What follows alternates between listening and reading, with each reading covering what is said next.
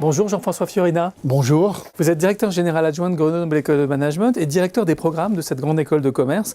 Pour vous, la géopolitique est incontournable dans l'enseignement du management. Pourquoi ?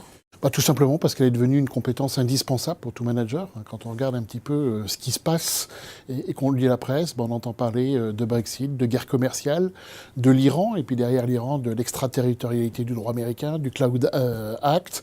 On entend parler de cyberattaques, on entend parler de gestion des risques. Et donc de plus en plus, l'entreprise est obligée de prendre en compte cette considération de géopolitique qui est pour moi, on va dire, la culture générale du monde moderne, avec un vrai souhait qui est en quoi la géopolitique ou en quoi les situations ont un impact positif ou négatif sur mon activité.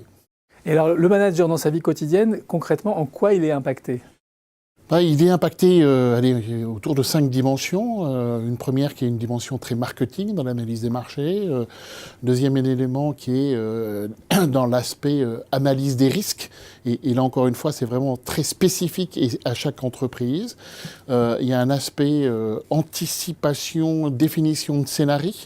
Le Brexit, meilleur exemple. En fonction de votre entreprise, scénario positif, négatif. L'objectif n'est pas d'avoir par cœur tous les textes européens, mais de dire, voilà, en fonction de ce qui va se passer, quelles sont les incidences. Il y a également une dimension interculturelle qui est pour moi de plus en plus importante. On travaille avec des étrangers, ils n'ont pas les mêmes façons. Compréhension des systèmes juridiques également.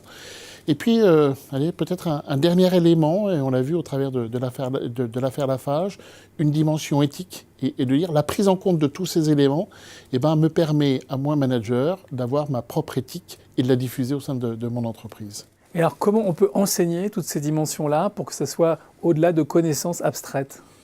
Alors, c'est une bonne question, c'est pas évident, on n'est pas dans de la connaissance, et donc en fait le but étant de passer de la connaissance à la compétence, et surtout d'aider nos étudiants à être capables de définir leur propre grille d'analyse. Quand on regarde la géopolitique, quand on en parle à Renault et à Peugeot, pourtant ils sont dans la même activité, leur définition, les impacts, leur appréhension ne sont pas les mêmes. Et donc tout le but du jeu est d'aider nos étudiants à prendre en compte donc, tous ces éléments. Il faut également de la maturité, c'est pas de la salle de classe en tant que telle.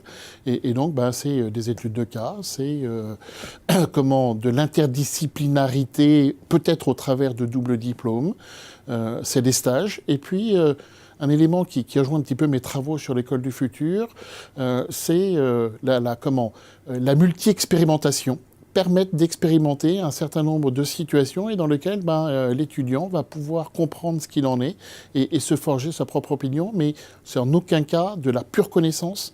On n'enseigne pas la géopolitique en disant on va réciter par cœur un pays sur tous ces éléments. Non, c'est en quoi ce pays ou les situations dans ce pays ont une incidence sur mon activité. Donc c'est une compétence qu'on pourrait appeler géopolitique d'entreprise. Oui, alors nous, on a créé même un hashtag qui s'appelle le Corporate Geopolitics, qui soit multidimensionnel. Pour nous, la géopolitique n'est pas que de l'économie ou de l'histoire de la géographie. C'est tout simplement un ensemble de matières. C'est également de la sociologie, de l'anthropologie, de la linguistique. Et le tout dans un sens de multi-application avec toutes les dimensions que j'ai citées. Encore une fois, c'est permettre de situer mon entreprise dans ce contexte et surtout un fantastique outil d'aide à la décision parce qu'il faut qu'on prenne des décisions tous les jours. Merci beaucoup Jean-François Fiorina je vous en prie. pour cet éclairage.